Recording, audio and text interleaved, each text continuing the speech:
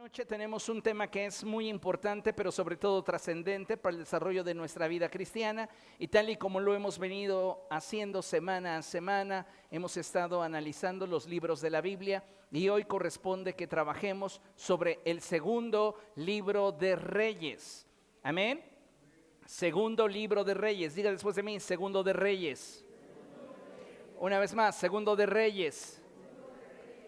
Déjeme contarle que el segundo libro de Reyes continúa la historia del pueblo de Israel, narrando su caída espiritual, política y moral, tanto del reino del norte, Israel, como del reino del sur, Judá.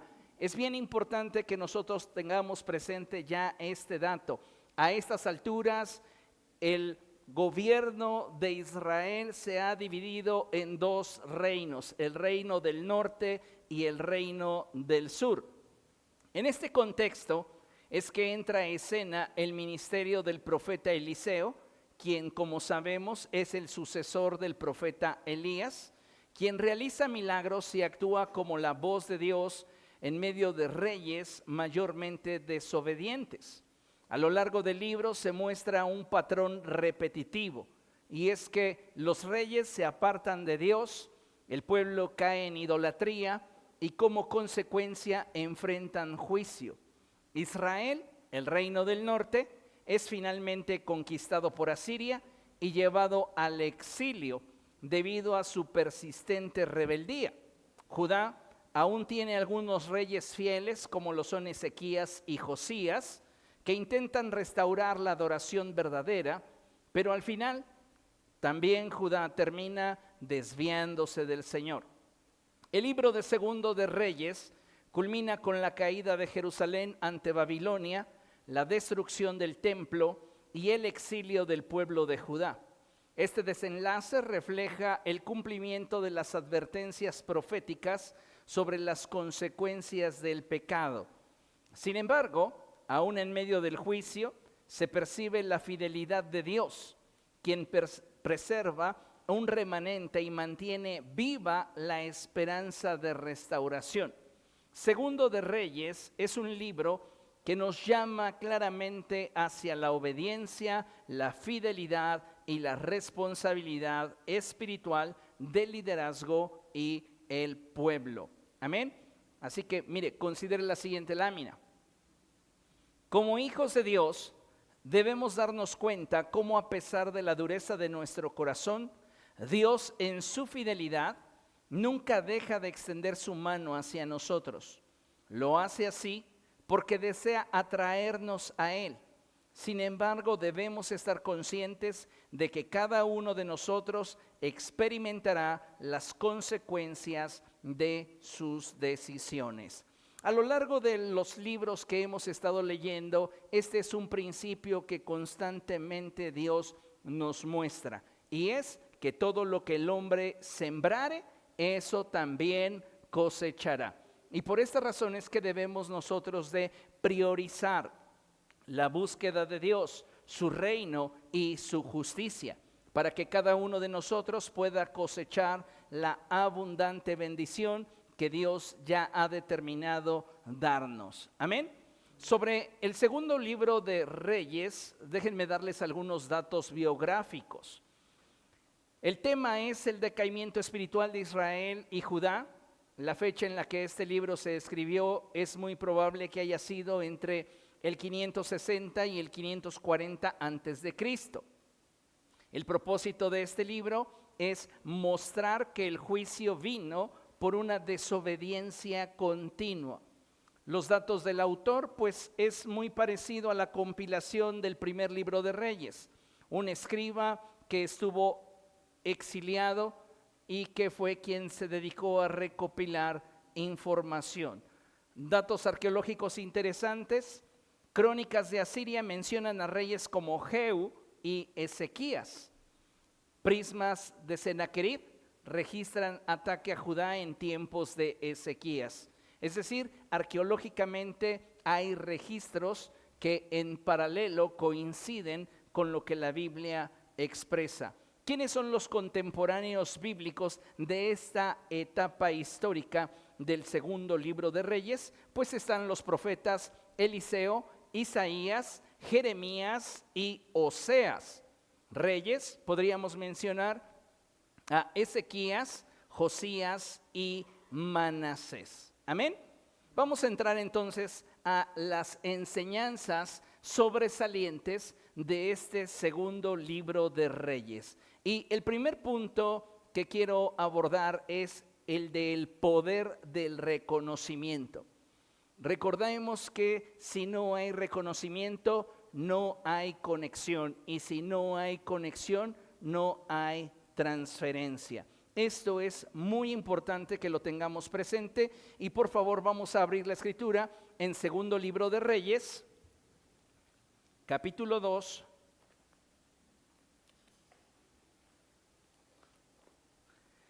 Segundo de Reyes, capítulo 2, a partir del verso 1. Amén. Dice la escritura así: cuando se acercaba la hora en que el Señor se llevaría a Elías al cielo en un torbellino, Elías y Eliseo salieron de Gilgal. Entonces Elías dijo a Eliseo: quédate aquí, pues el Señor me ha enviado a Betel. Pero Eliseo respondió: tan cierto como que el Señor y tú viven, te aseguro que no te dejaré solo. Una de las cosas que puede definir la lealtad de un corazón es la identidad que éste tiene a la luz del reconocimiento de aquel a quien sirve o sigue. Si una persona no tiene una clara identidad de aquella persona a la que sigue o sirve, su lealtad va a estar condicionada. Por eso es tan importante que nosotros entendamos que si la bendición que había sobre Elías vino sobre Eliseo, no fue simple coincidencia, fue debido al nivel de reconocimiento que Eliseo tenía respecto de Elías.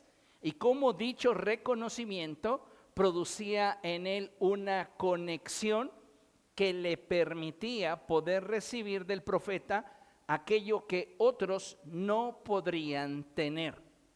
Dice la palabra del Señor que Elías le dijo a Eliseo: quédate aquí, pues el Señor me ha enviado a Betel. Y Eliseo respondió: tan cierto como el Señor y tú viven, te aseguro que no te dejaré solo.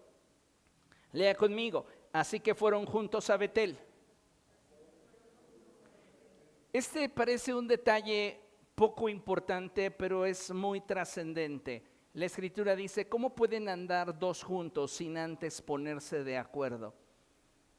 En este sentido, la palabra del Señor nos deja ver y sobresalta el nivel de relación que había entre Elías y Eliseo. No solamente era una relación que se había desarrollado de forma circunstancial. A estas alturas era una relación que se cultivaba de forma intencional. Podemos tener relaciones circunstanciales en la vida que las circunstancias mismas se encargarán de determinar sus alcances.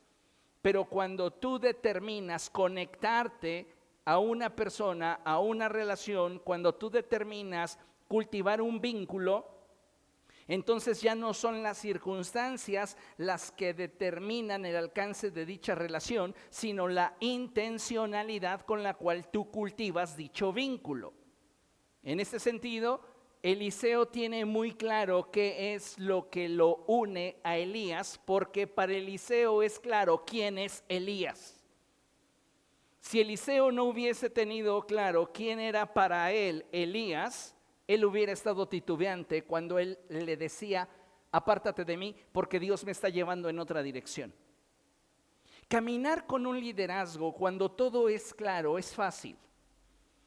Caminar junto a un liderazgo cuando de repente parece que las cosas no son tan claras o son inciertas, o donde parece ser que ese liderazgo nos está marcando cierto nivel de distancia, muchas veces es una prueba para determinar nuestro nivel de conexión y lealtad a dicho vínculo.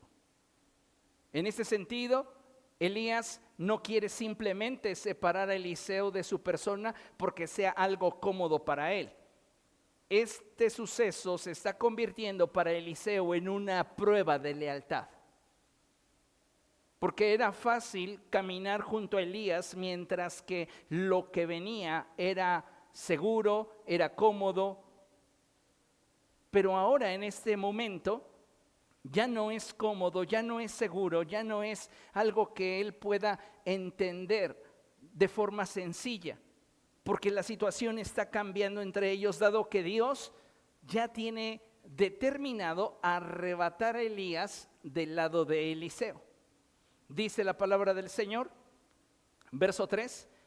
Allí los miembros de la comunidad de profetas de Betel salieron a recibirlos y preguntaron a Eliseo: ¿sabes que hoy el Señor va a quitarte a tu maestro? Lo sé muy bien, cállense. Fíjense qué interesante, porque Eliseo es el único discípulo conocido de Elías. Cuando las ambiciones son equivocadas, Eliseo hubiese buscado una ruta de comodidad para poder ocupar el lugar que ocupaba Elías. No había nadie más que lo pudiera suceder como profeta en Israel. Entonces, para él hubiera sido muy cómodo simplemente quedarse donde Elías le indicaba que se quedara, sabiendo que ese mismo día Dios iba a arrebatar a su maestro. Pero a pesar de saberlo, su conexión le obligaba a mantenerse unido a él. Y eso es lo interesante. Eliseo sabía que ese día Dios arrebataría a Elías de su lado, pero no era algo que él estuviese deseando, porque él disfrutaba de la compañía de su Señor, que era el profeta Elías. Elías, por su parte, verso 4, volvió a decirle: quédate aquí, Eliseo, pues el Señor me ha enviado a Jericó. Pero Eliseo repitió: tan cierto como que el Señor y tú viven, te juro que no te dejaré solo. Así que se fueron juntos a Jericó. También allí los miembros de la comunidad de los profetas de la ciudad se acercaron a Eliseo y le preguntaron: ¿sabes que hoy el Señor va a quitarte a tu maestro? Lo sé muy bien, cállense. Una vez más Elías dijo: quédate aquí, pues el Señor me ha enviado al Jordán. Pero Eliseo insistió: tan cierto como que el Señor y tú viven, te juro que no te dejaré solo. Así que los dos siguieron caminando y se detuvieron junto al río Jordán. 50 miembros de la comunidad de los profetas fueron también hasta ese lugar, pero se mantuvieron a cierta distancia frente a ellos. Tu nivel de intimidad determina aquello a lo cual tienes acceso. Estos 50 miembros de la comunidad de los profetas mantuvieron distancia entre ellos y Elías. Por esta razón es que ellos no podían reclamar nada de lo que era de Elías. Mientras que en la cercanía y la lealtad que había cultivado el profeta Eliseo, es que se abre el diálogo y la posibilidad para darle todo lo que Elías posee. Y es en este contexto donde la Escritura nos muestra lo siguiente. Verso 7. Se detuvieron junto al río Jordán. 50 miembros de la comunidad de los profetas fueron también hasta ese lugar, pero se mantuvieron a cierta distancia frente a ellos. Elías tomó su manto, lo enrolló y golpeó el agua. El río se dividió en dos y ambos cruzaron en seco. Fíjese nada más el nivel de autoridad, el nivel de poder que hay sobre la vida de Elías, que él con un golpe de su manto sobre el río Jordán hace que las aguas se dividan y él y Eliseo puedan cruzarlo como en seco. Al cruzar, Elías preguntó a Eliseo. Digan después de mí: preguntó. Mire, cuando uno pregunta, muchas veces no es para conocer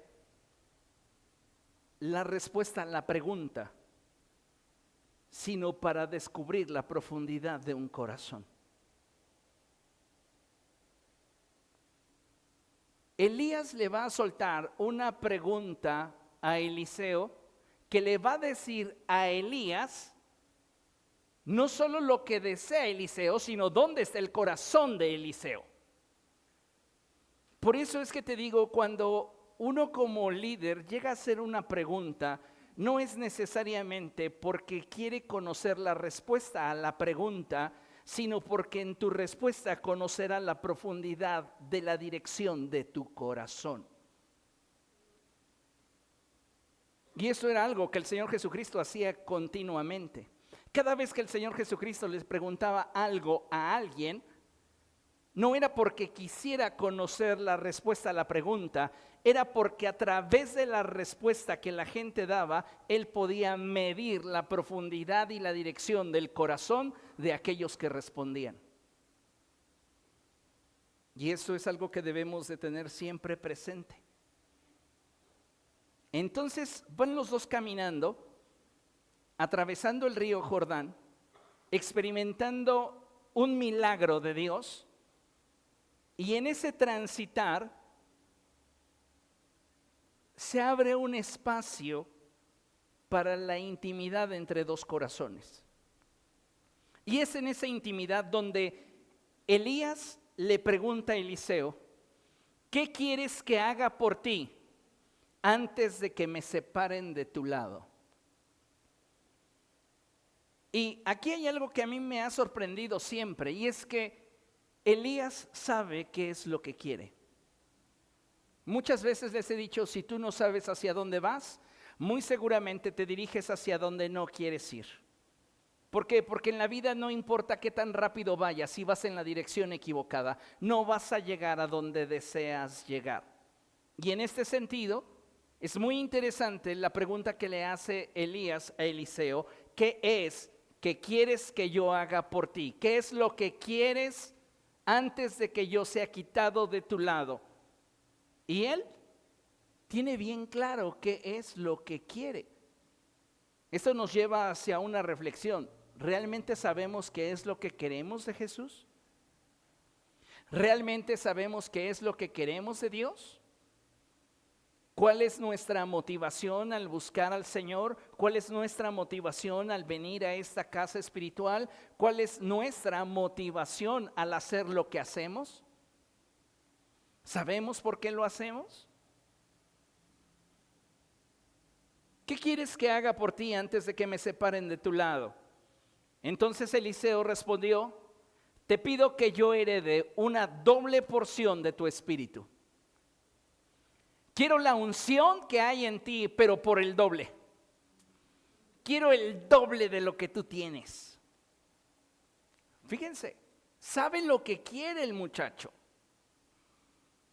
Y él ha transitado con Elías tan cerca que sabe que nadie más puede tener acceso a lo que él tiene sino él.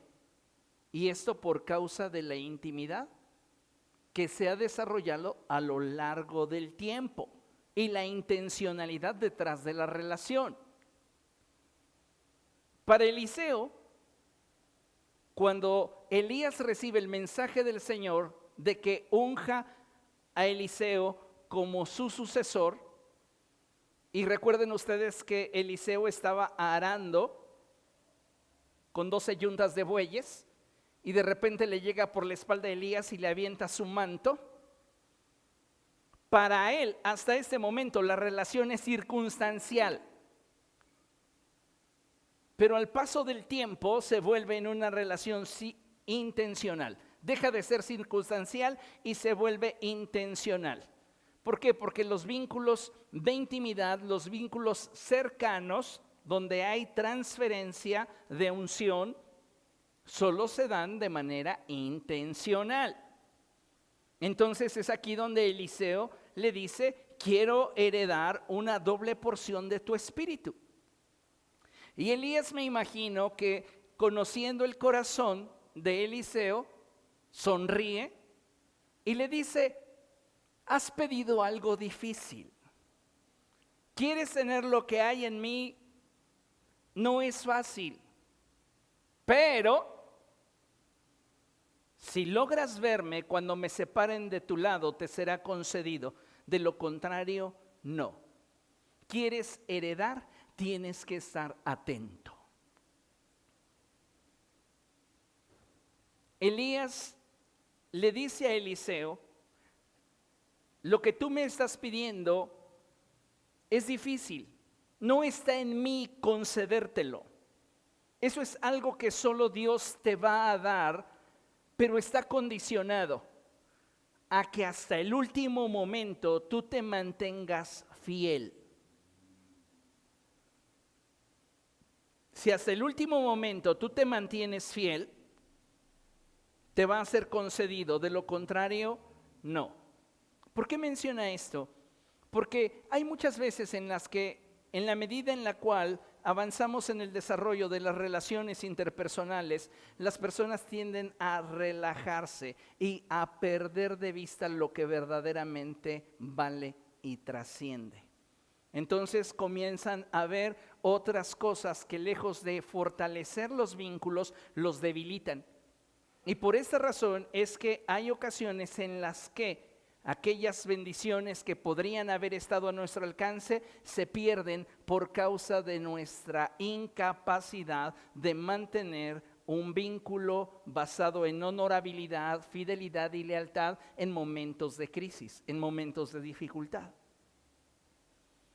Iban caminando y conversando cuando de pronto los separó un carro de fuego con caballos de fuego, y Elías subió al cielo en medio de un torbellino. Eliseo, viendo lo que pasaba, se puso a gritar. Fíjense cómo comienza él a gritar: Padre mío, carro y jinete poderoso de Israel. No es en ese momento en el cual Eliseo reconoce a Elías como su padre. La relación tan intencional, tan estrecha, tan cercana, lo llevó a tener un reconocimiento de Elías, no solo como el profeta de Israel, sino como su Señor, su autoridad y su padre espiritual. Un padre espiritual no es aquella persona que te convence de que hagas una oración de fe. Un padre espiritual es aquella persona que te engendra en el espíritu, que te forma, que te cuida, que te sustenta, que te alimenta, que te provee todo lo que necesitas para tener un óptimo desarrollo espiritual. Es aquella persona que te abre camino, es aquella persona que te facilita el alcanzar el propósito que Dios tiene para tu vida. Entonces, en esta relación de intencionalidad entre Elías y Eliseo, para Eliseo era muy claro quién era Elías en su corazón. Y él era la figura de autoridad, él era su padre espiritual. Y por esta razón es que cuando Elías es arrebatado de su lado, Eliseo tiene que dar certeza de que está viendo el momento en el cual están separando a su maestro de él, y por esto expresa: nuestro vínculo es intencional, nuestro vínculo va más allá de algo circunstancial, nuestra relación se ha cultivado a lo largo de los años y mi reconocimiento de ti es lo que me da la capacidad de heredar de ti. Cuando un padre muere, ¿quiénes son los que heredan? No el vecino, los hijos. ¿Comprende? Entonces es en ese nivel de relación donde Eliseo sabe que lo que había en Elías le correspondía a él, porque tenían una relación de reconocimiento donde Elías para Eliseo era su padre. Y dice la escritura que después de esto no volvió a verlo. Entonces agarró su ropa y la rasgó en dos, señal de duelo. Esta separación entre Elías y Eliseo produjo un dolor íntimo en el corazón de Eliseo. No era simplemente la expectativa de que a partir de ahora yo voy a ser el profeta, a partir de ahora yo voy a ser la autoridad. Esto pasaba a segundo término, porque realmente lo importante para Eliseo era el nivel de relación que él tenía con Elías. Y entonces perder a Elías sí era para él algo muy significativo, porque iba a perder a la persona que le había mentorado por mucho tiempo. Dice la escritura, luego recogió el manto que se le había caído a Elías y regresó a la orilla del Jordán.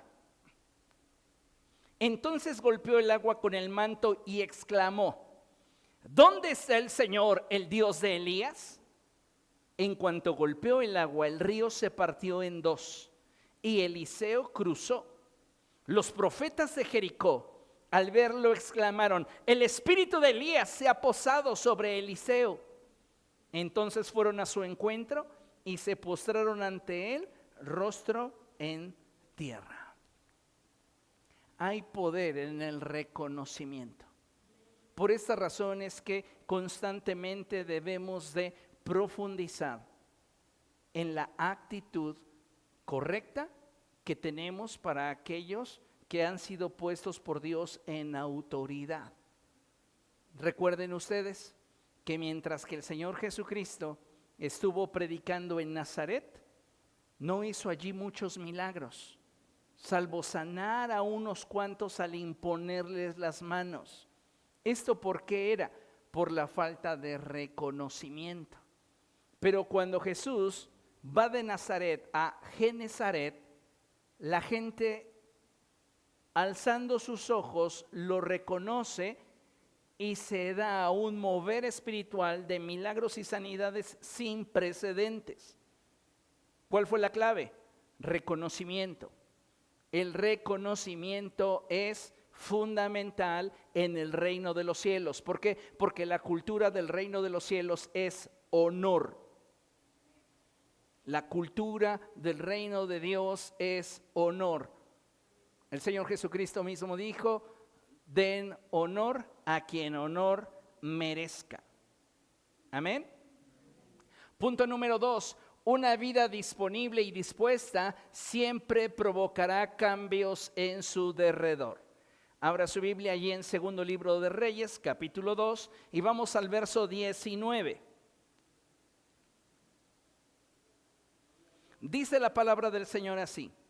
Luego los habitantes de la ciudad dijeron a Eliseo, Señor, como usted puede ver, nuestra ciudad está bien ubicada, pero el agua es mala y por eso la tierra ha quedado estéril.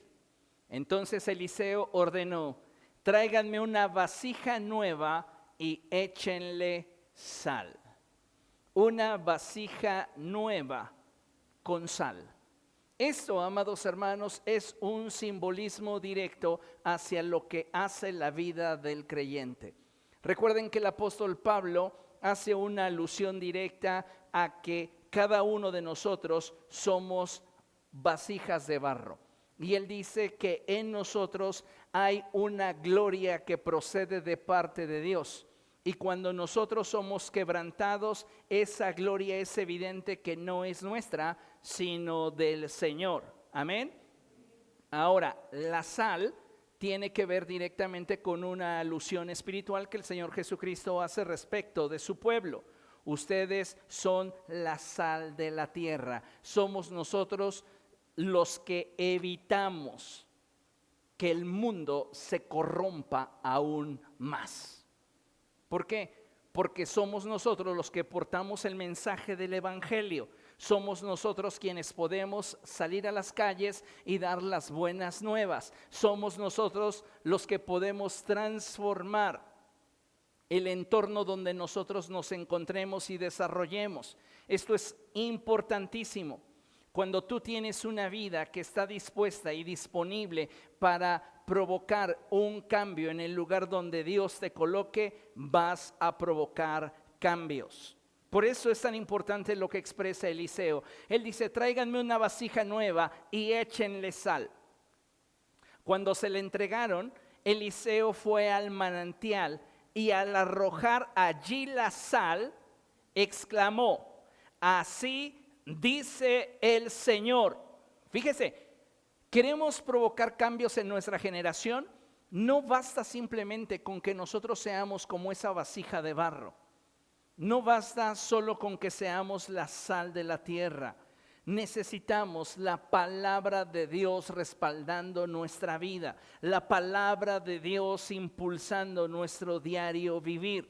Por eso podemos ver claramente la intención de Eliseo. Él se acerca al manantial con una intención, y es la de proclamar la palabra del Señor. Acto seguido, arroja en ese lugar la sal y declara: yo purifico esta agua para que nunca más cause muerte ni esterilidad. Verso 22. A partir de ese momento y hasta el día de hoy, el agua quedó purificada según la palabra de Eliseo. Vea nada más qué tremendo. Dios puede usar tu vida para transformar el entorno en el que te encuentras. Dios quiere usar tu vida para que otros sean sanados, para que ambientes que están completamente contaminados puedan experimentar de la vida que de Cristo procede a través de tu vida. Amén. Es importante que entendamos esto. ¿Por qué? Porque nosotros somos colaboradores de Dios. Dile a la persona que tienes a tu lado: tú eres un colaborador de Dios. ¿Qué es lo que Dios desea que hagamos? Pues no solamente que cumplamos con la gran comisión. Lo primero que necesitamos entender es que Él nos está llamando. Nos está llamando para colaborar con Él. ¿En qué? En traer luz y vida al mundo. Amén. Punto número 3.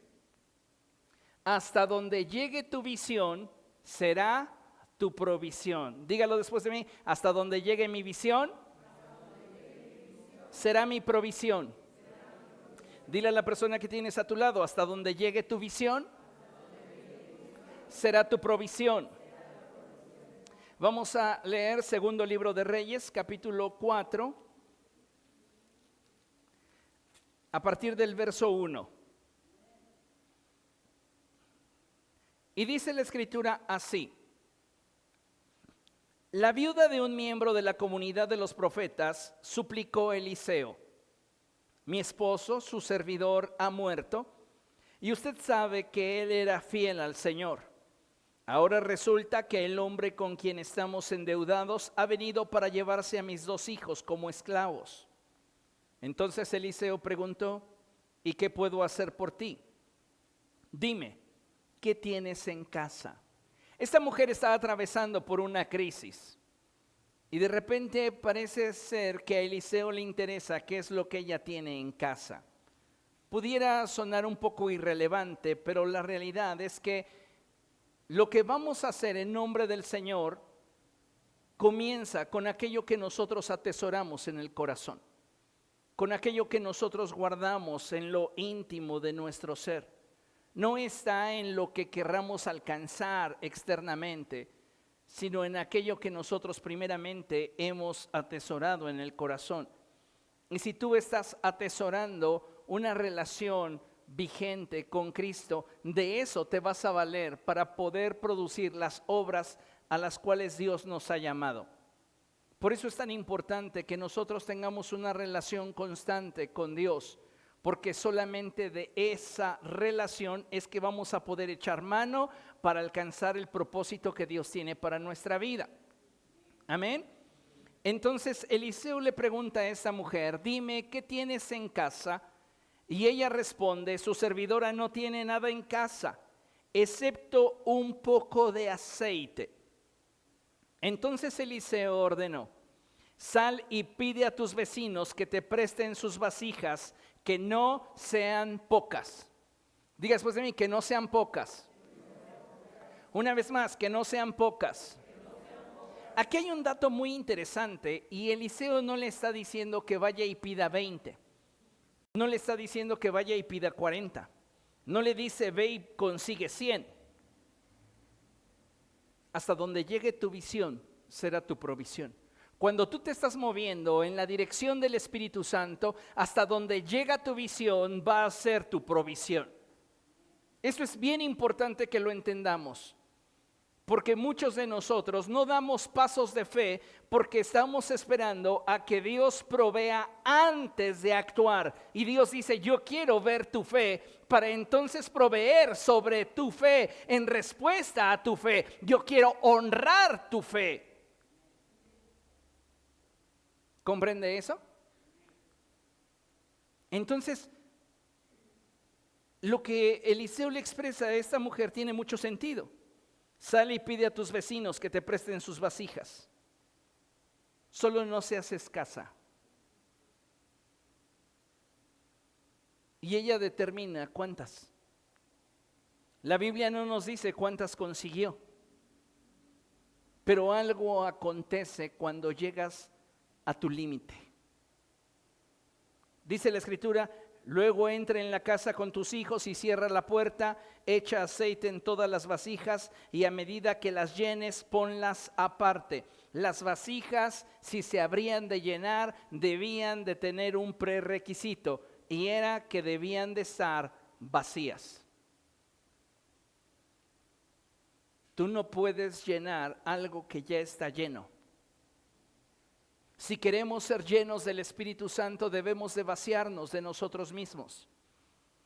Si queremos tener más de Dios, debemos estar dispuestos a menguar. Debemos estar dispuestos a hacer a un lado lo que consideramos nuestro tesoro, nuestra riqueza, para asirnos de aquella riqueza a la cual Dios nos ha llamado en Cristo Jesús. Amén. Entonces, estas vasijas debían de estar vacías. Ahora, la llenura del Espíritu Santo en nuestra vida se da en la intimidad.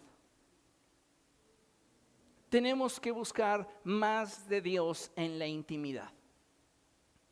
El Señor Jesucristo dijo, cuando tú entres a tu habitación, cierra la puerta y allí en lo secreto, busca a tu Padre. Es allí donde se llenan nuestras vasijas. ¿Sabes cuál es el problema de la iglesia del siglo XXI? Que la iglesia del siglo XXI está corriendo tras las sensaciones, tras lo visual, tras lo emocional. Y en ese correr desenfrenado, tras el sentir, perdemos de vista lo que es esencial y es la intimidad con el Señor. Y por esta razón es que cuando el Señor Jesucristo nos habla de la parábola de las 10 vírgenes, es que menciona que 5 de estas fueron insensatas. ¿Por qué? Porque no se abastecieron de aceite. 5 de estas fueron prudentes, porque se abastecieron del aceite. Y me llama mucho la atención que cuando llega el novio, las insensatas les dicen a las prudentes, denos de su aceite. Y ellas responden, no, porque de hacerlo así, ni les va a alcanzar a ustedes, ni nos va a alcanzar a nosotros. Mejor vayan y cómprenlo con quien lo vende. El aceite, que es símbolo de la presencia del Espíritu Santo, te va a implicar un costo personal, un costo de intimidad con Dios. ¿Quieres más unción de Dios? No es ir al concierto, no es ir al congreso, no es estarte formado por horas para que lo pongo entre comillas y con temor de Dios lo expreso, el ungido de Dios te imponga manos. Es pagar el costo de doblar tus rodillas y buscar el rostro de Dios. Es pagar el costo de menguar en tu corazón para que Dios llene tu corazón y transforme tu vida. Luego entra en la casa con tus hijos y cierra la puerta. Echa aceite en todas las vasijas y a medida que las llenes, ponlas aparte. Enseguida la mujer dejó a Eliseo y se fue. Luego se encerró con sus hijos y empezó a llenar las vasijas que ellos le pasaban. Fíjese, verso 6. Cuando ya todas estuvieron llenas, ella pidió a uno de sus hijos que le pasara otra más y él respondió, ya no hay. En ese momento se acabó el aceite. hasta donde llega tu visión es tu provisión. Si Dios te está levantando para emprender alguna acción en su nombre, tienes que tener una visión amplia. No te puedes conformar a algo que puedes hacer con tu capacidad o con tu fuerza, porque entonces no le estás dando espacio al cielo para obrar.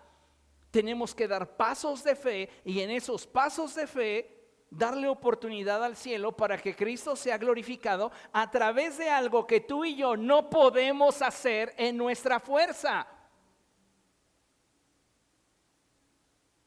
Y el problema de la iglesia del siglo XXI es que mucho de lo que hacemos lo hacemos en nuestro poder. Lo hacemos en nuestra capacidad.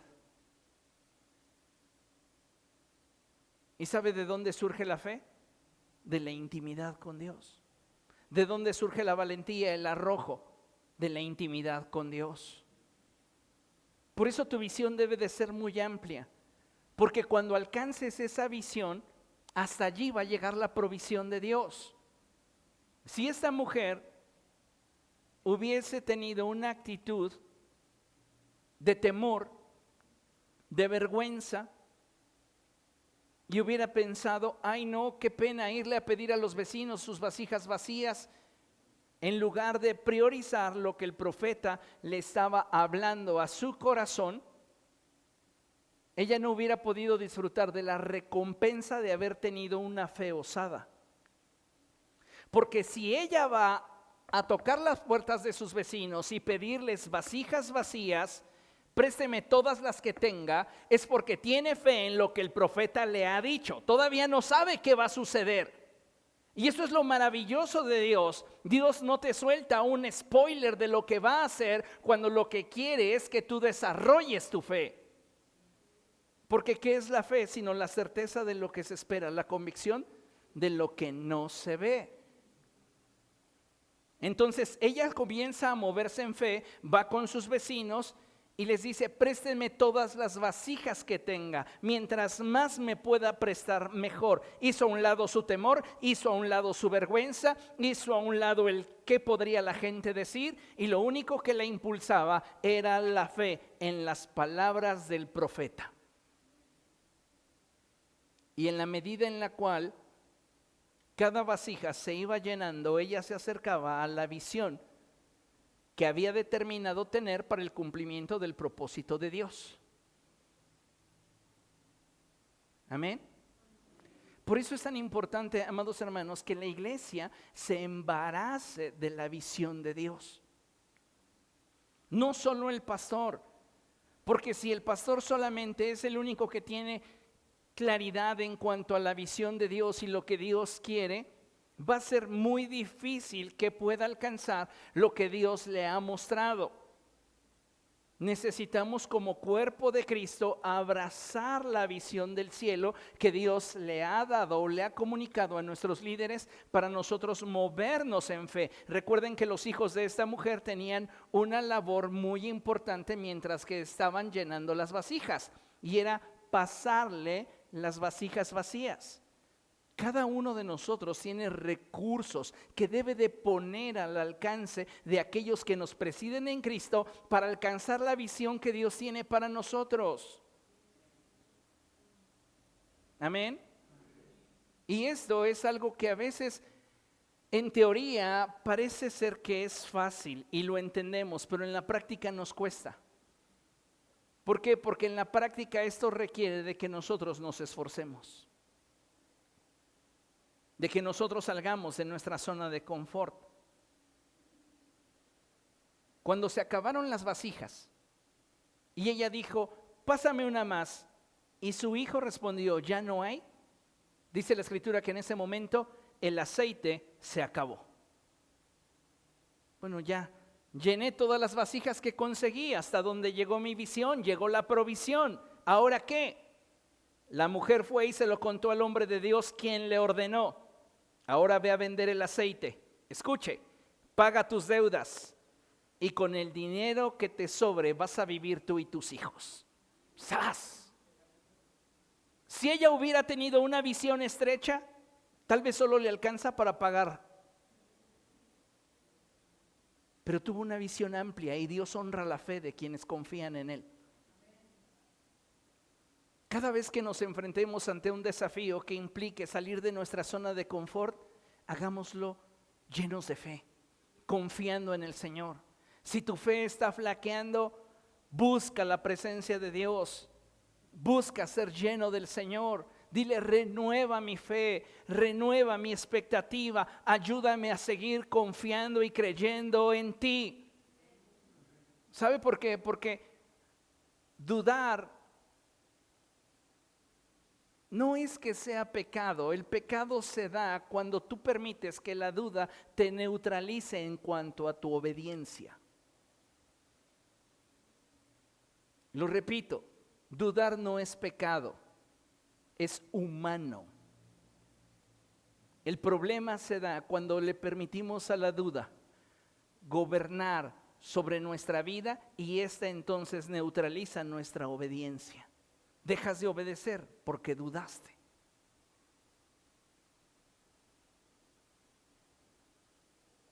Pero dudar es humano. Pero lo importante es que nuestra fe se sobreponga ante nuestras dudas. Amén.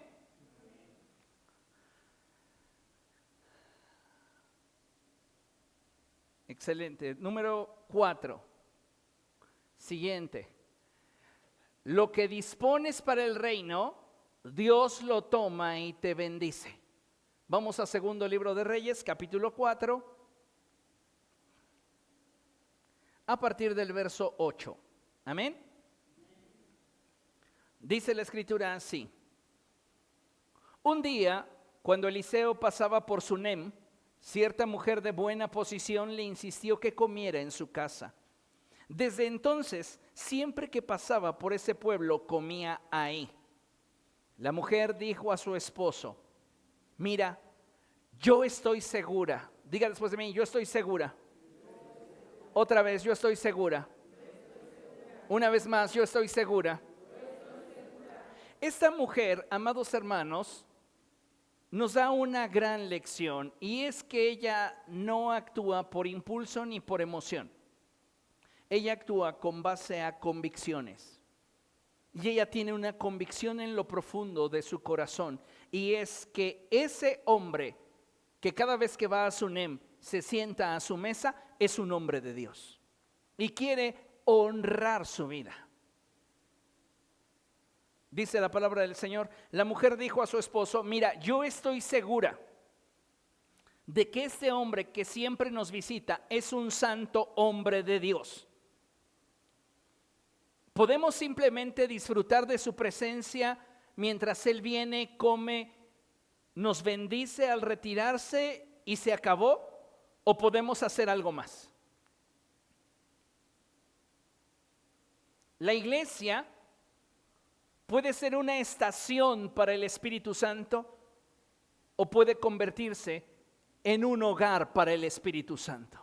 Yo te pregunto, ¿qué te gustaría a ti que fuese tu iglesia, tu vida? ¿Una estación o un hogar? Hasta este momento, la casa de esta mujer era una estación donde Eliseo llegaba, participaba de los alimentos y después de esto él se iba. Pero ella tuvo mejores y mayores ambiciones. Cuando tú tienes convicción, tu fe se amplía y tus ambiciones crecen. Y entonces la ambición que había en su corazón no era solo el de tener al hombre de Dios mientras que él disfrutaba de los alimentos que ella preparaba. Ella quería que él se pudiera quedar allí tanto tiempo, subrayo, como él quisiera.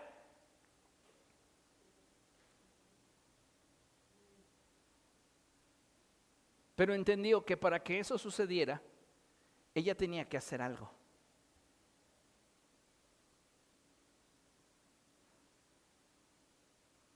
Muchos cristianos no han entendido que si verdaderamente quieren disfrutar de la presencia del Espíritu Santo, ellos tienen que disponer su vida para que Él pueda habitar en medio de ellos. Eso es muy importante. Fíjense lo que dice la Escritura. Verso 10. Hagamos un cuarto en la azotea. Subrayo la expresión hagamos. Esa expresión hagamos me habla de que esta mujer está en acuerdo con quien es su cabeza, que es su esposo. ¿Qué pasa si la iglesia se pone de acuerdo con el que es su cabeza, que es Cristo? Y nos ponemos de acuerdo con Jesús para que esto se convierta en un hogar donde la presencia del Espíritu Santo pueda posar y descansar. Dejamos de ser una estación dominical. Nuestra vida, amados hermanos, tiene que dejar de ser una estación para la presencia del Espíritu Santo de días de reunión y convertirse en un hogar, en un lugar de descanso donde el Espíritu Santo pueda estar y manifestarse tanto tiempo como Él quiera y cada vez que Él quiera. Dice la Escritura, hagamos un cuarto en la azotea. Eso es algo muy interesante porque este lugar que habrían de disponer para el profeta Eliseo les iba a implicar un desembolso, una inversión de sus recursos. Y muchos de nosotros lamentablemente no hemos llegado a ese nivel de entendimiento de saber que para nosotros es un privilegio invertirnos en las cosas de Dios. Sea nuestro tiempo, sea nuestra fuerza, sea nuestra capacidad, sea nuestro dinero, es un privilegio. ¿Por qué? Porque a Dios le pertenece todo el oro y la plata del mundo, son de Él. Sin embargo, nos da el privilegio de poder acercarnos con libertad y poder ofrecerle aquello que de buena voluntad queremos darle. David entendía ese principio y por esto David expresa cosas como estas. ¿Quién soy yo y quién es este pueblo para presentar delante de ti sus ofrendas voluntarias? Eres tan excelso, eres tan sublime, que realmente es un acto de amor el que tú recibas de nosotros lo que te queremos dar. Y el problema de la iglesia del siglo XXI es que muchas veces no le quiere dar.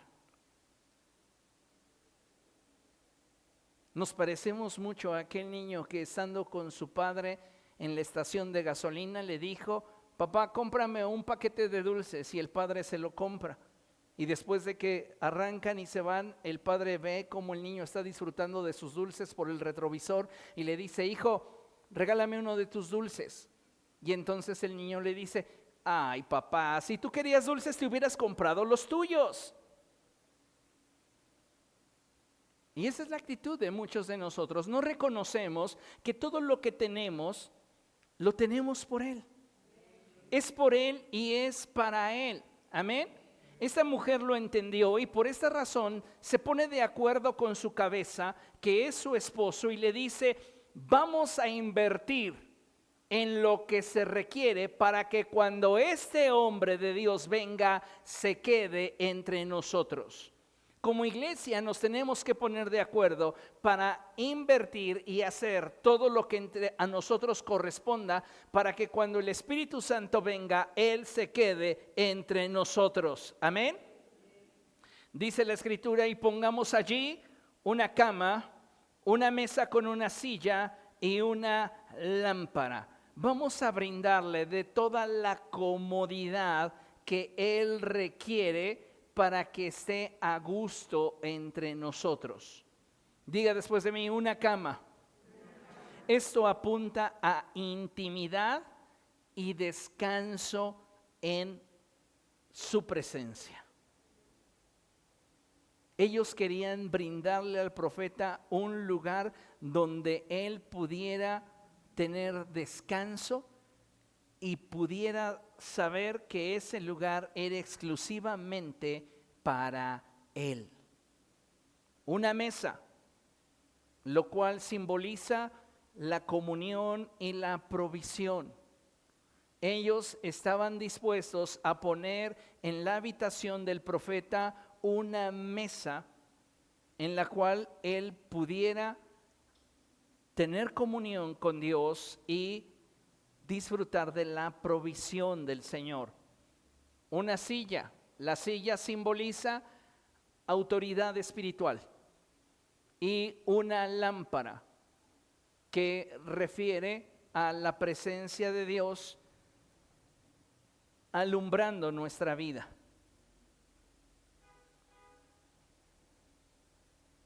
Y dice la Escritura, enfatiza después, de este modo, cuando nos visite, tendrá un lugar donde quedarse.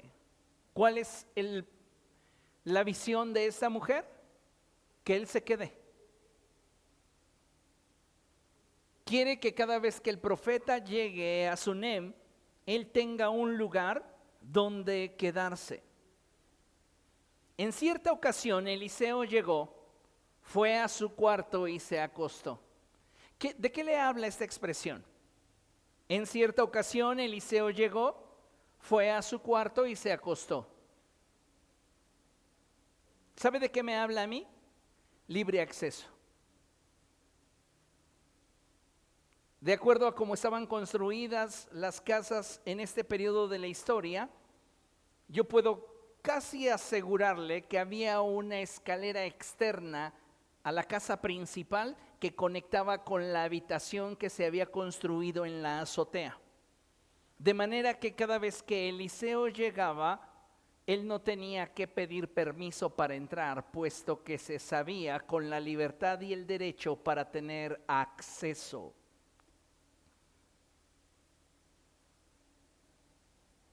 Y por esta razón es que me llama mucho la atención que la Escritura diga en el verso 11, en cierta ocasión Eliseo llegó, fue a su cuarto y se acostó. Esto le habla a usted de libertad, de familiaridad. Él puede hacer uso de lo que sabe que es suyo. Amén. Dice la Escritura, luego dijo a su criado Giesi, llama a la mujer sunamita. El criado así lo hizo y ella se presentó. Entonces Eliseo dijo a Giesi, dile a la señora, te has tomado muchas molestias por nosotros, ¿qué puedo hacer por ti? ¿Quieres que le hable al rey o al comandante del ejército en tu favor? Todo lo que nosotros invertimos en el reino de los cielos se acumula en recompensa para nuestra vida. Ahora, no debemos de hacer nada de lo que hacemos por causa de la recompensa. Lo que hagamos lo debemos de hacer por amor, lo debemos de hacer por convicción, lo debemos de hacer porque tenemos la certeza de que al hacerlo, con nuestras acciones Dios será glorificado. Eliseo le dice a la mujer a través de su siervo Giesi, ¿qué puedo hacer por ti? ¿Quieres que le hable al rey o al comandante en tu favor? Y ella responde, vean la manera en la cual esta mujer responde.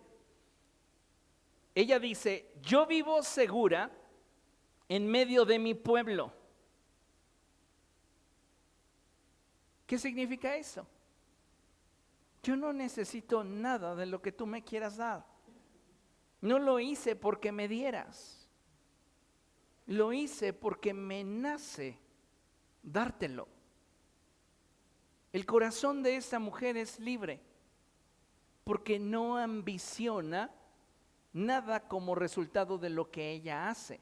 Lo hace precisamente con libertad y puede ser generosa porque se mueve de acuerdo a sus convicciones, no esperando una respuesta, no esperando un intercambio.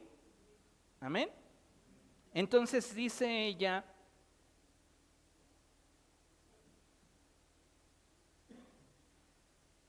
yo vivo segura en medio de mi pueblo. Y entonces Eliseo le pregunta a Giesi, ¿qué puedo hacer por ella? Cuando tú tienes un corazón resuelto para las cosas de Dios y Dios pesa tu corazón y se da cuenta que tu motivación no es tener un intercambio con Él, Él no se queda de brazos cruzados, Él profundiza en tus necesidades. Y lo que busca a continuación es sorprenderte más allá de lo que tú jamás hubieras podido imaginar. Eliseo le pregunta a la mujer: ¿qué quieres que haga por ti? ¿Quieres que le hable bien al rey o al comandante del ejército en tu favor? Dime, ¿qué es lo que quieres que haga? No, yo no necesito que haga nada de eso. Todo lo que he hecho, lo he hecho por el deseo y la convicción de tenerlo con nosotros. Porque el tenerle con nosotros nos bendice. Y es todo lo que nosotros queremos. Entonces, al saber Eliseo que su motivación de ella no es obtener un favor humano ni una recompensa terrenal, él indaga sobre la profundidad de la necesidad del corazón de esta mujer. Y entonces le pregunta Eliseo a Giesi: ¿qué puedo hacer por ella? Y entonces Giesi respondió: bueno, ella no tiene hijos y su esposo ya es anciano. Llámala, ordenó Eliseo. Giesi la llamó y ella se detuvo en la puerta. Entonces Eliseo prometió: el año que viene, por esta fecha, estarás abrazando a un niño. Fíjense la palabra que le suelta a Eliseo y la conecta directamente con el anhelo que ardía en lo más profundo de su corazón. Pero ese anhelo era tan profundo que jamás se hubiera atrevido a expresarlo. Y sin embargo, Dios, que pesa los corazones y que conoce nuestras intenciones, desea recompensarla. Cuando ella escucha el anhelo más profundo de su corazón, ella no lo cree. Y entonces le responde al profeta: no, mi señor, hombre de Dios, exclamó ella, no engañe usted a su servidora. No se burle de mí. No juegue con mis sentimientos. Y Eliseo tiene que decirle: no estoy jugando. Tu actitud, la pureza de tu corazón te está dando espacio para recibir lo que el cielo te quiere dar. Y el verso 17 dice: en efecto, la mujer quedó embarazada y al año siguiente, por esa misma fecha, dio a luz un hijo, tal como Eliseo se lo había dicho. Lo que Dios te promete, te lo cumple. Pero las promesas de Dios surgen cuando nuestro corazón es pesado delante de Dios y nuestras motivaciones son puras. Amén. 5. No menospreciemos lo que Dios nos pide que hagamos, porque en la obediencia hay bendición. Segundo libro de Reyes, capítulo 5, y vamos a leer a partir del verso 8. Nos introducimos a la historia de Naamán el sirio. Y la escritura nos dice que Naamán era el comandante del ejército del rey de Aram. Y Naamán tenía un problema, y es que él tenía lepra. Y en una ocasión, su rey envió a Naamán con una carta para pedirle al rey que lo sanara. Y el rey se molestó y dijo: este me está buscando la guerra. ¿Cómo se atreve a pedirme que yo sane a su comandante que tiene lepra? Y es donde se da el contexto de esta historia. El verso 8 dice: cuando Eliseo, el hombre de Dios, se enteró de que el rey de Israel se había rasgado las vestiduras, le envió este mensaje: ¿por qué está usted tan molesto? Mándeme usted a ese hombre para que sepa que hay profeta en Israel. Fíjese, ya Eliseo está moviéndose en la unción que había venido sobre de él de parte de Elías por causa de su nivel de reconocimiento. Él ya se estaba acostumbrando a lo sobrenatural.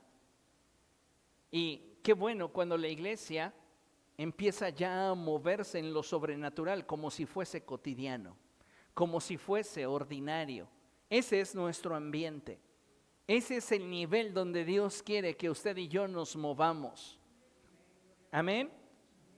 Dice la Escritura en el verso 9: así que Naamán con sus caballos y sus carros fue a la casa de Eliseo y se detuvo ante la puerta.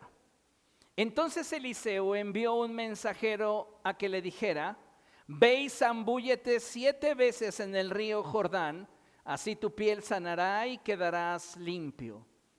Hay ocasiones, amados hermanos, en las cuales lo que el cielo nos pide resulta a nuestro entendimiento o razón ilógico. Y sabe, lo único que Dios desea es que nosotros obedezcamos en aquello que Él nos está pidiendo. ¿Por qué? Porque para Dios nada es imposible, ¿está de acuerdo? Dios podría haber sanado a través del profeta con una sola palabra. Dios podría haber sanado a Naamán a través del profeta con que éste le impusiera manos. Y sin embargo, Dios le da una visión a Eliseo de cómo quiere sanar a Naamán. Y le dice: indícale que vaya al río Jordán y que estando en el Jordán se sumerja 7 veces en él. ¿Por qué?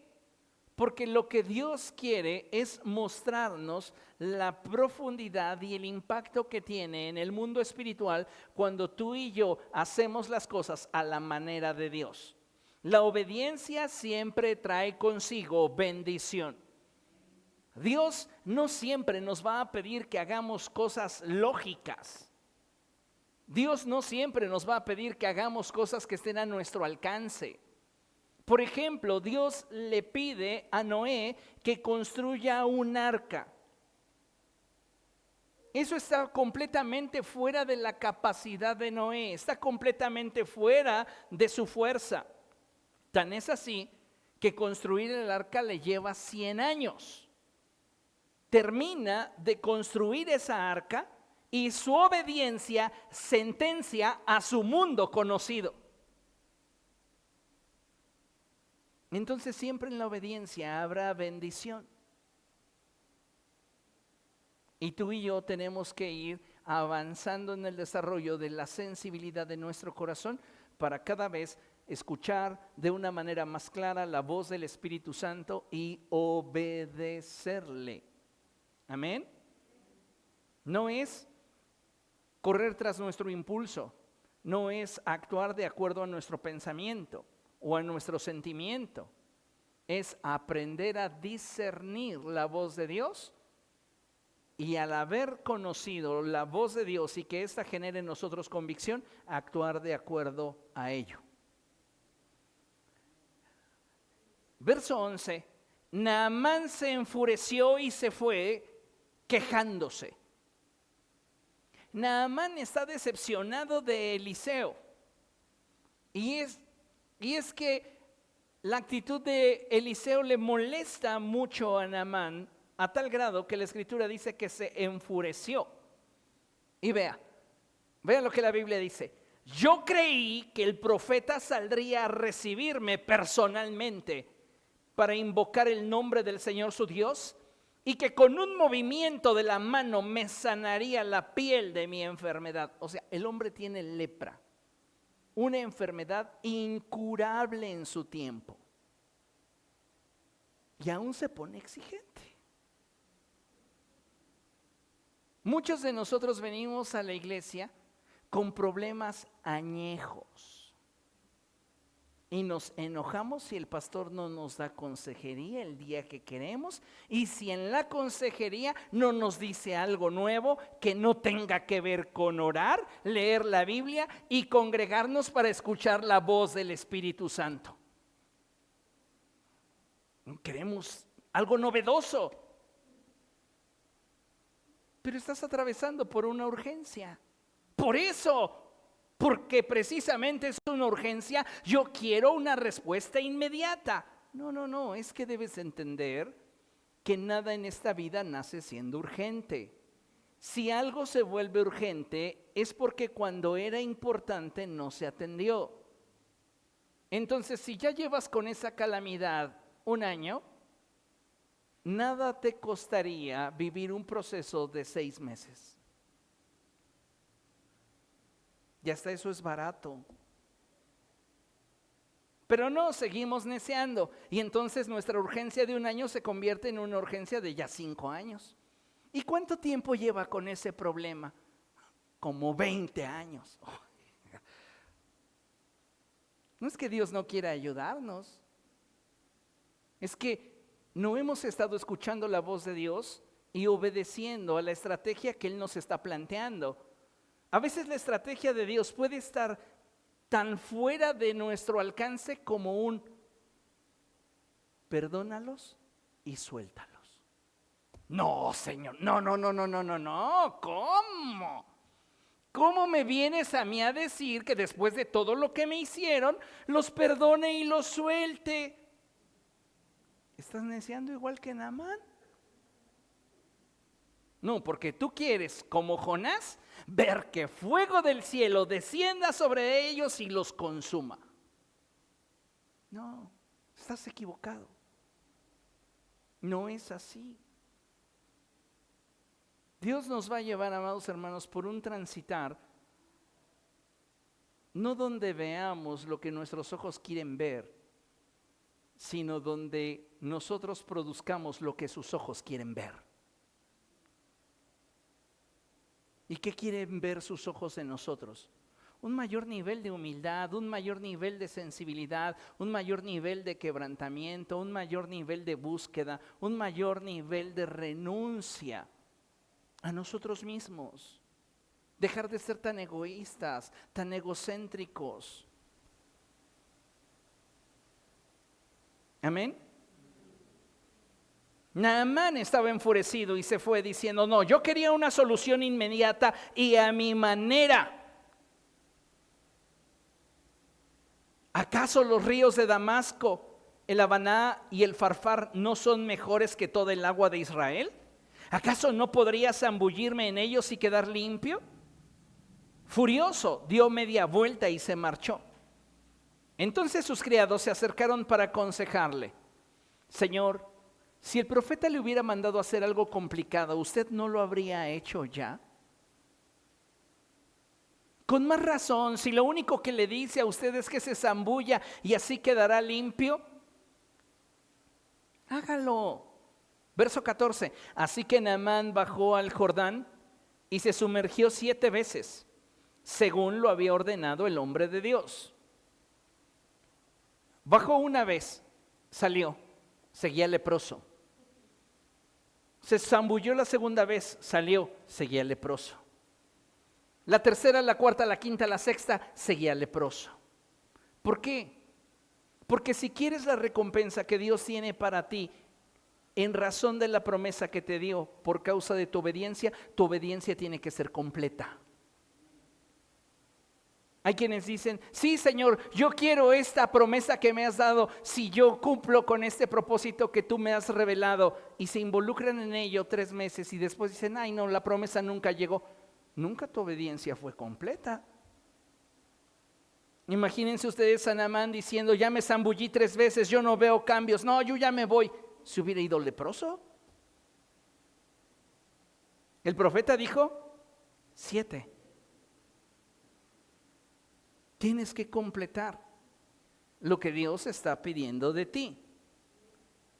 Dice la escritura, así que Naamán bajó al Jordán y se sumergió 7 veces, según lo había ordenado el hombre de Dios. Entonces su piel se volvió como la de un niño y quedó limpio. Vea nada más que hermoso. Cuando tú te atreves a obedecer a Dios y de todo corazón te rindes a Él, Él te recompensa. Él derrama de su gracia sobre de ti. Amén. Punto número 6.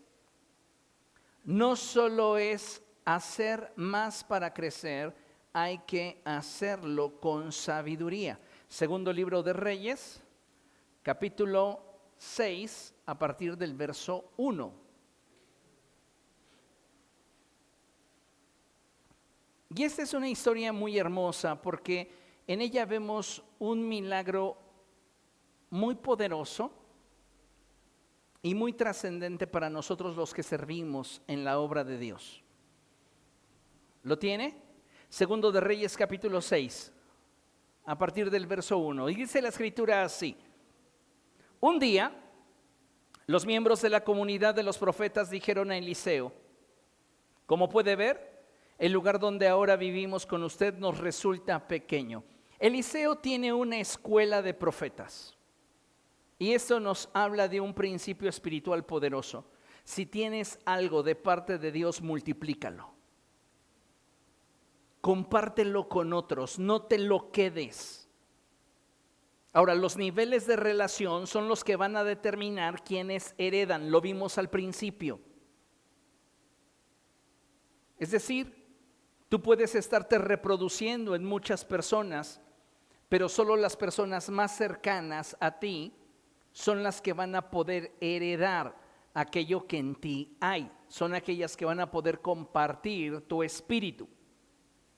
No significa que las otras personas que han aprendido de ti, que se han formado a través de ti, no tengan el espíritu que en ti hay, pero no es el mismo nivel.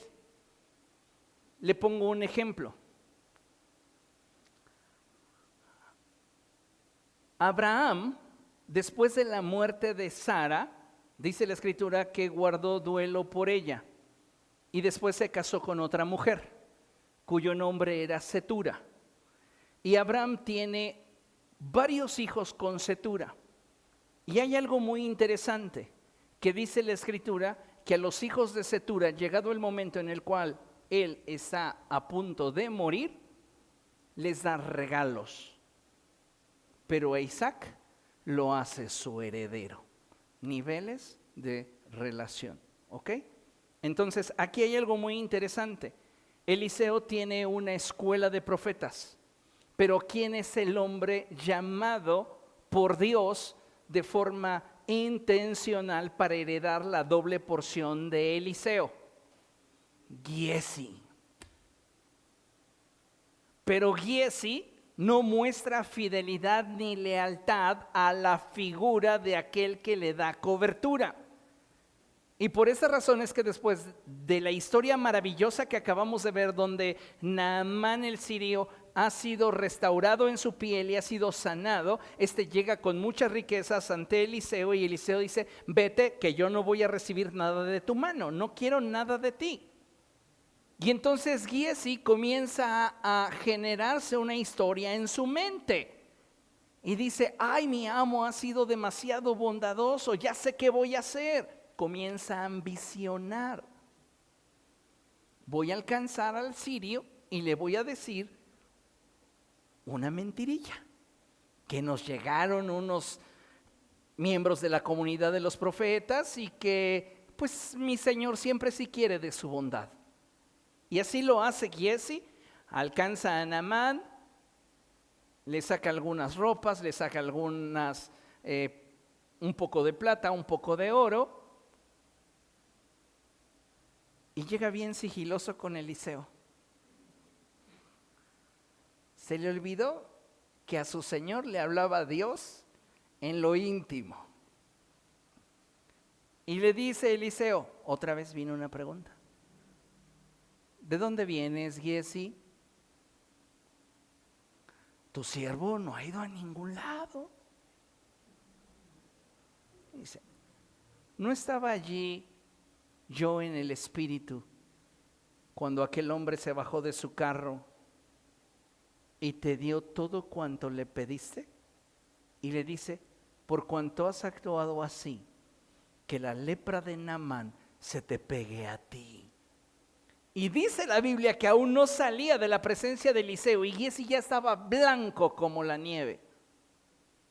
Era el hombre con la conexión, pero no tenía la dignidad para recibir. Usted va a ver esto en el liderazgo cuando ve a personas cerca de la autoridad, pero como al paso del tiempo no tienen la dignidad para recibir lo que podría haberles correspondido tener. Y entonces Yéndonos a este punto, Eliseo tiene, en el capítulo 6, nos muestra la escritura, que él tiene una escuela de profetas, pero no hay un hombre que herede la unción. Y ese es un problema. Porque todo aquel que ha sido llamado por Dios debe de descubrir a aquellos en los cuales se va a vertir. En este caso, Eliseo está enfocado en los miembros de la comunidad de los profetas. Y dice la escritura: un día los miembros de la comunidad de los profetas dijeron a Eliseo: como puede ver, el lugar donde ahora vivimos con usted nos resulta pequeño. Qué hermoso cuando el Espíritu Santo comienza a moverse en una vida, en un ministerio, y entonces el Espíritu Santo comienza a ensancharte. Y entonces comienzas a tener necesidad de más de Dios. Verso 2. Es mejor que vayamos al Jordán, allí podremos conseguir madera y construir un albergue. Ellos le cuentan al profeta aquello que está en su corazón para alcanzar un nivel más amplio en el desarrollo del propósito de Dios para ellos y su generación. ¿Por qué es importante que cuando Dios te da un sueño lo compartas con tu autoridad? Porque cuando Dios te da un sueño y lo compartes con tu autoridad y Dios hace clic con tu autoridad respecto de tu sueño, tienes la mitad de lo que deseas alcanzar ya alcanzado. Cuando nos lo reservamos, pues el sueño ahí está. Pero no hay quien te pueda impulsar ni dirigir para alcanzarlo. En este caso, ellos le hacen ver al profeta que el lugar donde se encuentran ya es muy pequeño y que necesitan ampliarse. Y él les dice: bien, vayan.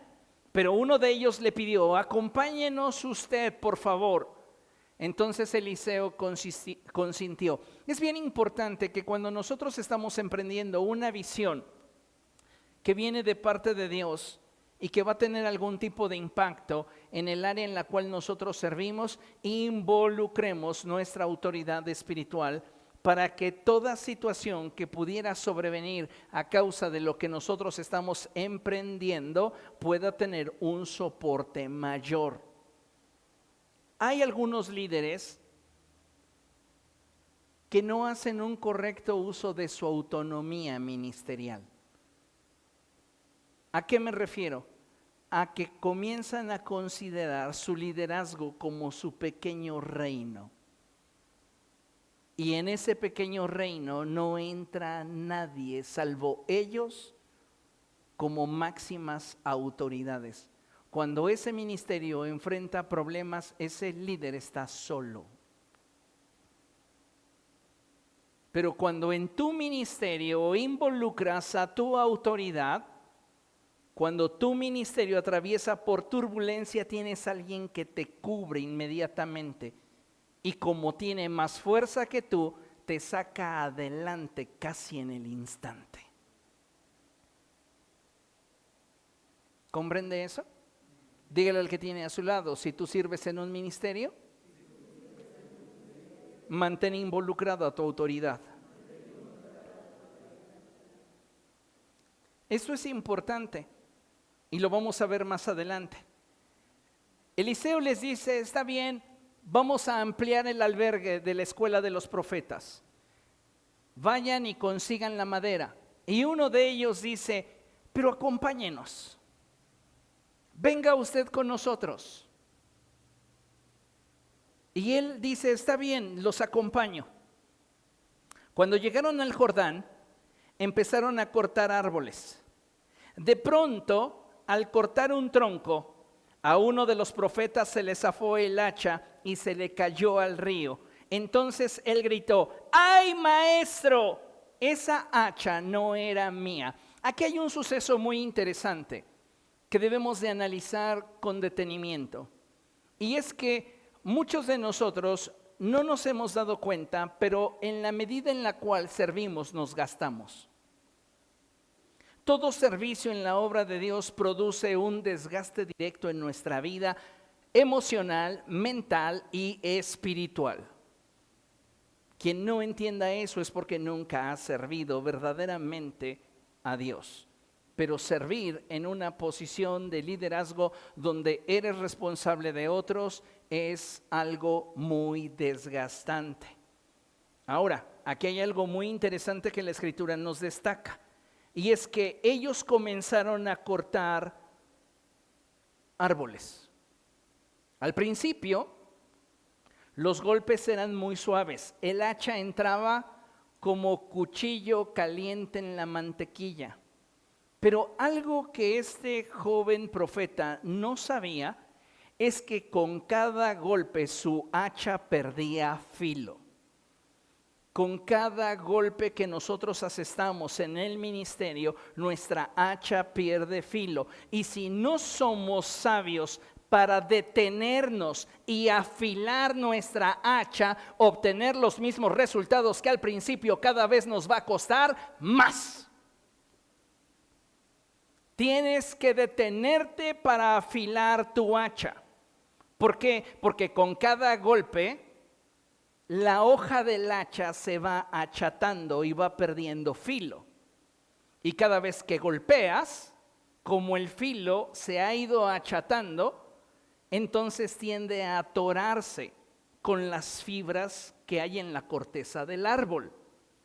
Este joven profeta no tenía esta experiencia. Y él dijo, pues mientras yo más duro le dé, más pronto voy a acabar. Y en el reino de los cielos las cosas no son así. Por eso la Escritura dice en Eclesiastés algo que comúnmente hemos escuchado y que traduce así la NBI: vale más maña que fuerza. En otras palabras, vale más el aplicar sabiduría que un esfuerzo bruto para obtener un resultado deseado. Tú quieres tener resultados en el ministerio. No es suficiente el que tú estés de sol a sol dentro de la iglesia, llamándole a la gente, insistiéndole, empujándolos, jalándolos y convenciéndolos. Lo que tú requieres es que tu hacha esté afilada, y nuestra hacha se afila en la presencia de Dios. Pasa más tiempo orando que llamándoles, y verás cómo Dios comienza a afilar tu hacha. Porque muchas veces, como líderes, cuando vemos que la gente no responde, decimos, pues me voy a esforzar más, le voy a dedicar más tiempo.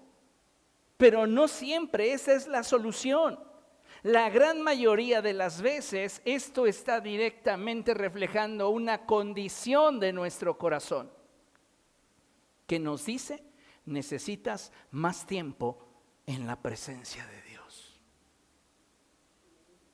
Por eso en algunas ocasiones les he expresado que si en una liberación espiritual no obtenemos el resultado que deseamos en un máximo de media hora, no es el momento para continuar. Tenemos que dejar esa sesión en pausa, tenemos que buscar la dirección del Espíritu Santo y pedirle sabiduría para abordar esa situación. No todo se resume o se reduce a ver quién grita más fuerte, a ver quién se sabe más textos, o a ver qué estrategia por allí de repente nos surge en la cabeza para liberar al endemoniado. Respecto de eso, el universo es grande. Hay muchas personas que piensan que para liberar a un endemoniado lo tienes que meter a un tambo con agua con hielos. Hay quienes piensan que tienes que golpearle la cabeza, hay quienes piensan muchas cosas, pero nada de eso es bíblico. El Señor Jesucristo nos dijo a través del profeta Zacarías, no es con ejército ni con fuerza, sino con mi espíritu, dice el Señor. ¿Cómo afilamos nuestra hacha? En la presencia de Dios. Este joven profeta no se había dado cuenta que en su servicio se estaba desgastando.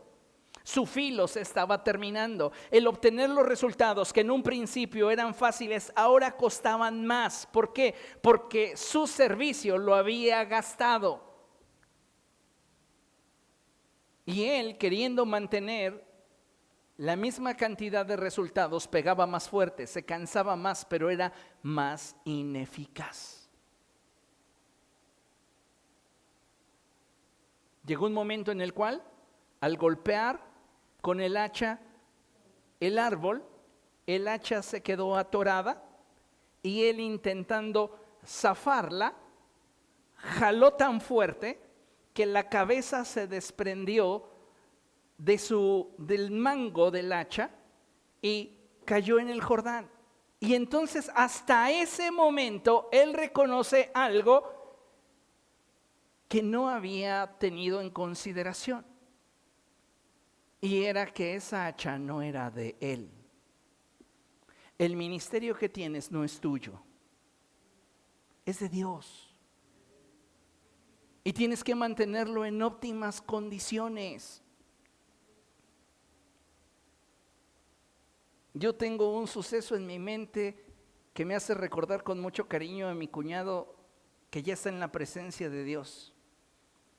Y recuerdo que en algún momento de su vida él tenía una camioneta bien padrísima y le compró llantas nuevas y me dio la oportunidad de estacionarla. Como esa camioneta tenía unos sendos retrovisores, usted podía estacionarla al milímetro. Y yo, queriendo presumir mi pericia, dejé las llantas así de separadas de la banqueta. Me bajé y le di las llaves. Mira qué bien la estacioné. Y me acuerdo cómo me dijo: Samuelito, te quiero dar un consejo.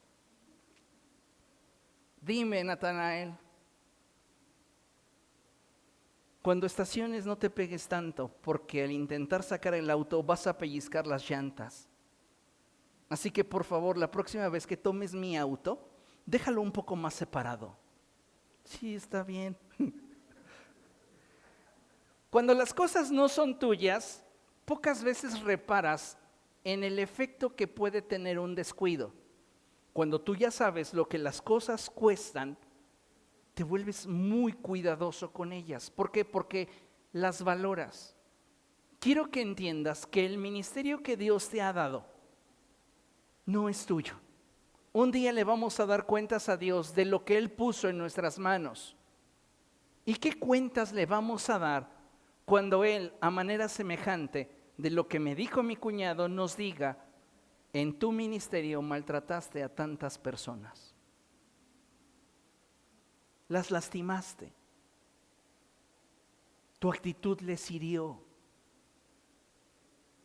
No estamos trabajando con llantas, son almas.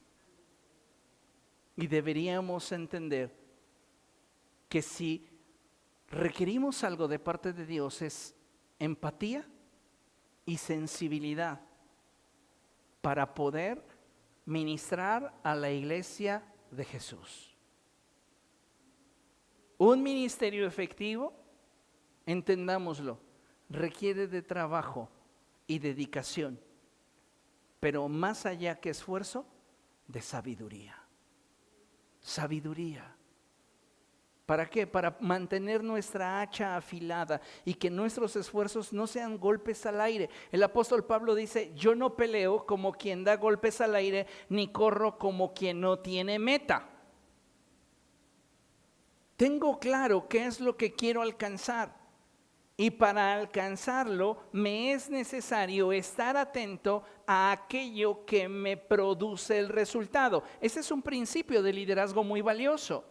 ¿Tú quieres que tu equipo siempre esté vigoroso? Entonces aprende a verlo de esta manera. A nosotros los de Cristo no nos importan los resultados que produce la gente. Nos interesa la gente que produce los resultados. Cuando tú lo ves de esta manera y comienzas a valorar a la gente que está en tu derredor y produce los resultados, entonces los resultados vienen. Si lo único que te interesa es obtener un resultado y no te importa la gente, puedes tener el resultado, pero no lo tendrás por mucho tiempo.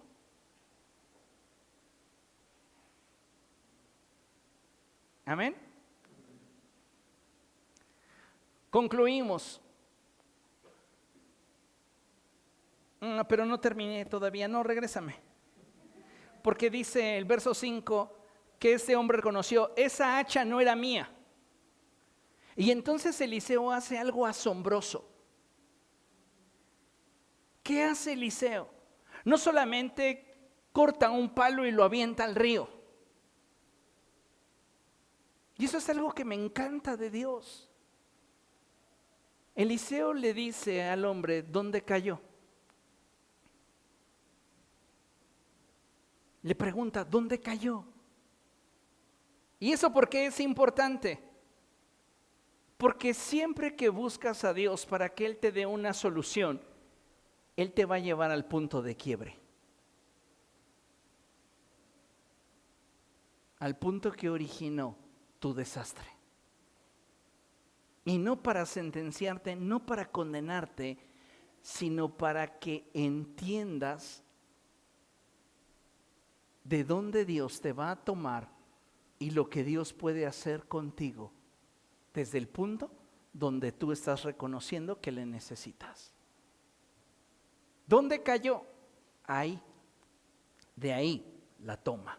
Y dice la Escritura, cuando se le indicó el lugar, Eliseo cortó un palo, lo echó allí e hizo que el hacha saliera a flote.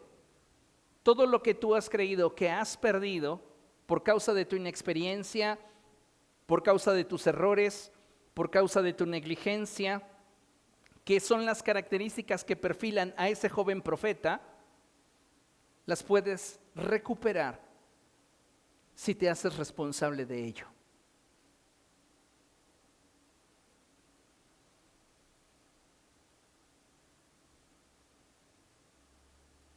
Una vez que el hacha salió a flote, Eliseo le dio una orden y fue, sácala.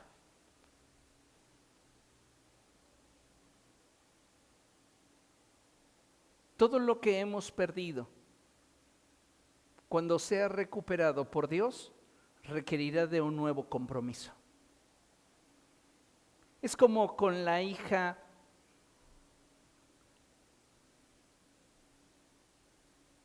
se me está olvidando el nombre de la hija de Jairo, ya.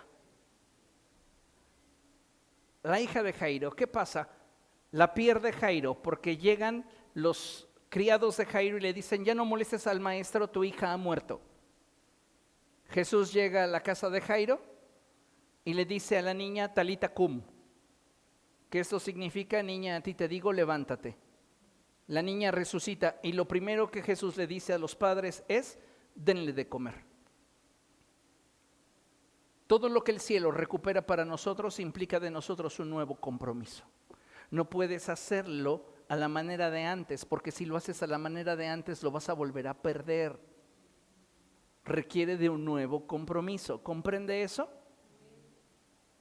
Hay veces que pasamos por temporadas en el ministerio y de repente llega el momento de bendición que esperamos, donde Dios nos está introduciendo a una nueva y mejor temporada. No podemos manejar las cosas igual que antes. Tenemos que adquirir un nuevo compromiso y con base en ese nuevo compromiso, buscar la excelencia, buscar el crecimiento, buscar la trascendencia. Amén. Ok, ahora sí, vámonos hacia la última cita y con esto vamos a concluir. Es segundo libro de Reyes, capítulo 13, versos del 14 al 19. Y debemos de saber que como hijos de Dios debemos atrevernos a perseverar en aquello a lo cual Dios nos ha llamado. No debemos desistir por ninguna circunstancia, ya que debemos tener presente que si algo Dios va a recompensar, será nuestra fidelidad y constancia a lo largo del tiempo. Mire, vaya a segundo libro de Reyes, capítulo 13, y leemos a partir del verso 14. Cuando Eliseo cayó enfermo de muerte, Joás, rey de Israel, fue a verlo. Echándose sobre él, lloró y exclamó, Padre mío, carro y jinete poderoso de Israel. Joás se presenta ante Eliseo, recordándole la expresión a través de la cual Eliseo obtiene la bendición de Elías. Y sin embargo, Joás no tiene un vínculo que le pueda exigir a Eliseo darle esa doble porción de bendición que él recibió de parte de Elías. Sin embargo, a causa de que es el rey y la cultura del reino es honor, Eliseo decide bendecirlo. Y entonces Eliseo le dice al rey: consigue un arco y varias flechas. Joás así lo hizo. Luego Eliseo dijo: empuña el arco. Cuando el rey empuñó el arco, Eliseo puso las manos sobre las del rey y dijo: abre la ventana que da hacia el oriente. Joás la abrió y Eliseo ordenó: dispara. Así lo hizo. Entonces Eliseo declaró: flecha victoriosa del Señor, flecha victoriosa contra Aram. Tú vas a derrotar a los arameos en Afec hasta acabar con ellos. Hasta este momento es muy hermoso aquello de lo cual Dios le está compartiendo al rey Joás. Sin embargo, lo que a continuación viene requiere de un mayor compromiso de parte de Joás. ¿Por qué? Porque Dios nos va llevando por etapas. Y hay etapas para las cuales en el desarrollo de nuestra vida cristiana, una promesa de parte de Dios va a ser suficiente para que veamos el resultado. Es más, si usted quiere, ni siquiera tendrá que esforzarse mucho. Va a haber etapas en las cuales Dios lo promete y lo cumple, y parece ser que lo único que tuvimos que hacer fue estar atentos. Pero hay otras etapas en el desarrollo de nuestra vida cristiana donde no basta con tener una promesa. Tienes que estar involucrado completamente y comprometido con lo que Dios te está llamando a hacer. Y esta es la segunda temporada que nos muestra aquí la Escritura. Así que toman las flechas, añadió. El rey las tomó y entonces Eliseo le ordenó: golpea el suelo. Joás golpeó el suelo 3 veces y se detuvo. Ante eso el hombre de Dios se enojó y dijo: debiste haber golpeado el suelo 5 o 6 veces. Entonces habrías derrotado a los arameos hasta acabar con ellos, pero ahora solo los derrotarás 3 veces. Si Joás se hubiese comprometido con la visión que le estaba transmitiendo Eliseo y hubiese sido constante y determinante, Joás hubiese alcanzado un mayor nivel de bendición. Pero a causa de que se distrajo o se cansó o cualquier otra cosa se atravesó por su mente y logró distraerlo del ser constante en lo que Dios le había ordenado que hiciera, fue que él no alcanzó plenitud en lo que Dios le pidió que hiciera. Él tenía que golpear y solo lo hizo 3 veces. ¿Qué significa esto? Pues que no debemos de desistir por ninguna circunstancia, ya que debemos tener presente que si algo Dios va a recompensar será nuestra fidelidad y constancia a lo largo del tiempo. Si Joás hubiese golpeado 5 o 6 veces, hubiese alcanzado el propósito que Dios tenía reservado para él. Pero el mantenerse en su zona de confort le impidió alcanzar un mayor nivel de bendición. Que nunca tu zona de confort te impida alcanzar lo que Dios ya determinó para ti. Amén. Y aunque esto no está expresado en la lámina, si usted pone atención al siguiente verso, nos narra la historia más triste de la Biblia. Y nos dice: después de esto Eliseo murió y fue sepultado. Cada año bandas armadas de moabitas invadían el país. En cierta ocasión unos israelitas iban a enterrar un muerto, pero de pronto vieron a esas bandas y echaron el cadáver en la tumba de Eliseo. Cuando el cadáver tocó los huesos de Eliseo, el hombre recobró la vida y se puso de pie. ¿Por qué es la historia más triste de la Biblia? Porque la unción se fue a la tumba.